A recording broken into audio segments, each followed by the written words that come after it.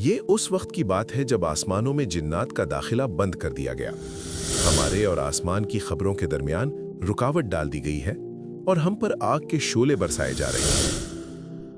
آسمان اور زمین کے درمیان ایک رکاوٹ حائل ہے اور ہم پر آگ کے شعلے برسائے جا رہے ہیں۔ واپس لاؤ تو یہ راستہ بند کر دیا گیا ہے۔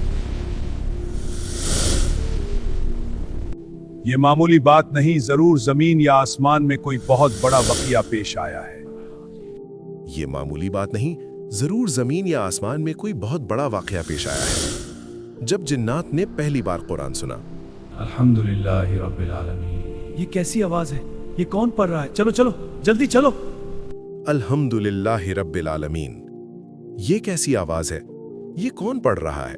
چلو چلو جلدی چلو۔ یہ داستان ہے سورۃ الجن کی۔ قل اوحی الی انہ استمع نفر من الجن قل اوحی الی انہ استمع نفر من الجن۔ ایک وقت تھا جب جنات آسمان کی بلندیوں تک جا کر فرشتوں کی باتیں سن لیا کرتے تھے، اور پھر وہ یہ خبریں جادوگروں اور نجومیوں، ایسٹرولوجرز تک پہنچاتے تھے۔ ہزاروں سال سے ان کا یہی معمول تھا، لیکن پھر اچانک سب کچھ بدل گیا۔ اس رات جب جنات کا ایک گروہ ہمیشہ کی طرح آسمان کی طرف بڑھا تو آگے منظر بالکل مختلف تھا۔ جیوں ہی وہ آسمان کی حدود کے قریب پہنچے، اچانک آسمان سے آگ کے شعلے برسنے لگے۔ ہزاروں کی تعداد میں نہایت خوفناک شہاب ثاقب ان کا پیچھا کر رہے تھے۔ وہ جان بچا کر فوراً یہ زمین کیا کی ہو رہا طرف ہے؟ پلٹ گئے۔ ہمیں پہلے کبھی اس طرح نہیں روکا گیا۔ واپس لوٹو، یہ رستہ بند کر دیا گیا ہے۔ کیا ہوا؟ تم آسمان سے خالی ہاتھ کیوں لوٹے؟ وہ جان بچا کر فوراً زمین کی طرف پلٹ گئے۔ جب یہ جن اپنی قوم کے پاس پہنچے تو پورا قبیلہ جمع ہو گیا۔ سب کے چہروں پر ایک ہی سوال تھا، کیا ہوا؟ تم آسمان سے خالی ہاتھ کیوں لوٹے؟ ہمارے اور آسمان کی خبروں کے درمیان رکاوٹ ڈال دی گئی ہے اور ہم پر آگ کے شعلے برسائے جا رہے ہیں۔ مجمع میں سناٹا چھا گیا۔ پھر ایک بزرگ جن بولا، یہ معمولی بات نہیں، ضرور زمین یا آسمان میں کوئی بہت بڑا واقعہ پیش آیا ہے۔ یہ معمولی بات نہیں، ضرور زمین یا آسمان میں کوئی بہت بڑا واقعہ پیش آیا ہے۔ ہمیں سباب تلاش کرنا ہوگا، مشرق اور مغرب تک جا کر دیکھو۔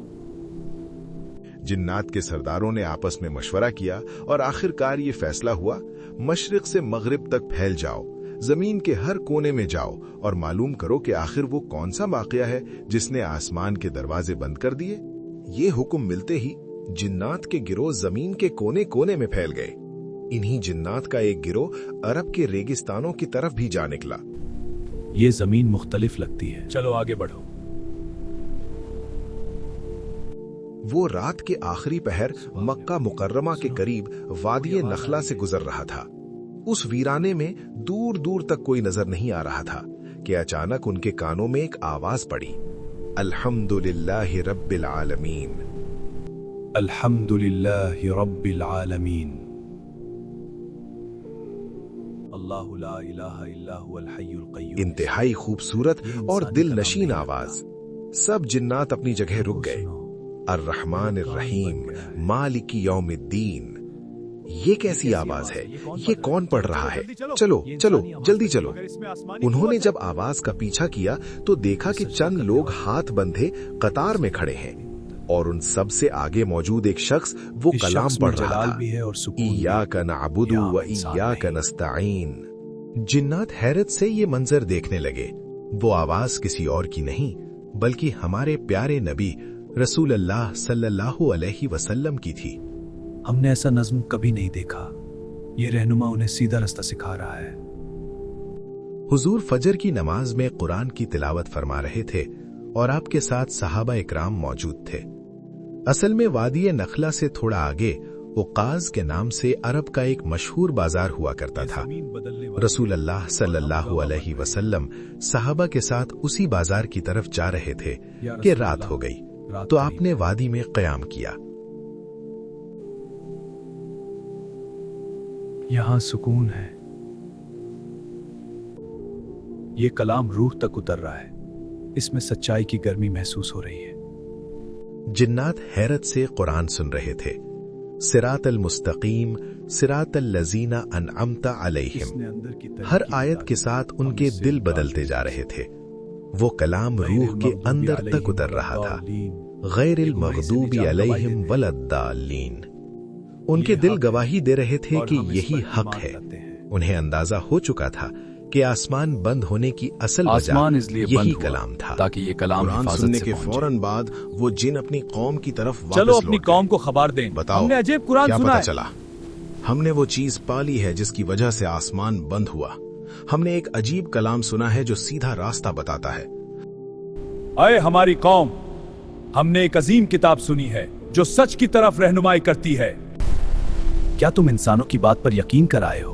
हम आग से बने, हमें क्या हिदायत की जरूरत? ये किताब इंसानों की नहीं रब्बुल आलमीन की है। इसकी तिलावत ने हमारे दिल हिला दिए। और यूं वो सब के सब जिन मुसलमान हो गए।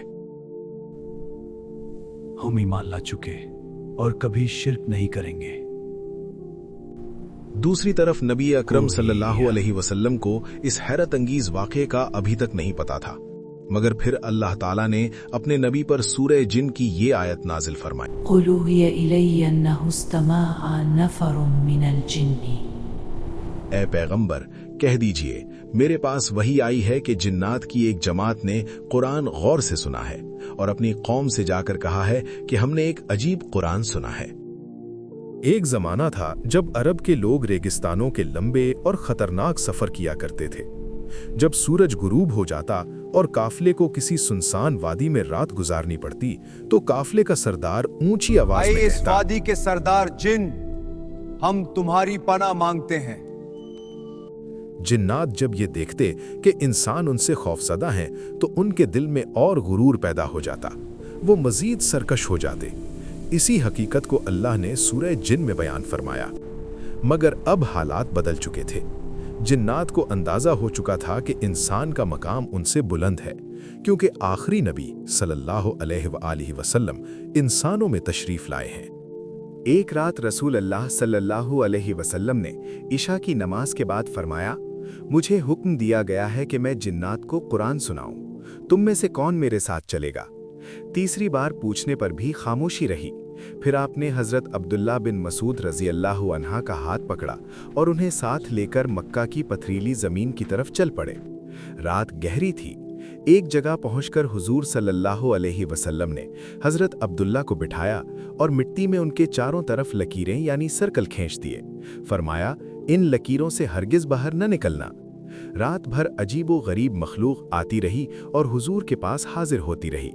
जब रात खत्म होने को आई तो हुजूर वापस तशरीफ लाए। फिर आपने एक मिसाल बयान की। अल्लाह ने जन्नत बनाई और अपने बंदों को दावत दी।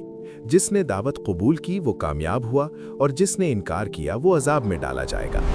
ये दास्तान हमें बताती है कि कुरान सिर्फ इंसानों के लिए नहीं बल्कि जिन्नात के लिए भी हिदायत है और मोहम्मद सल्लल्लाहु अलैहि वसल्लम दोनों जहानों के लिए रहमत है।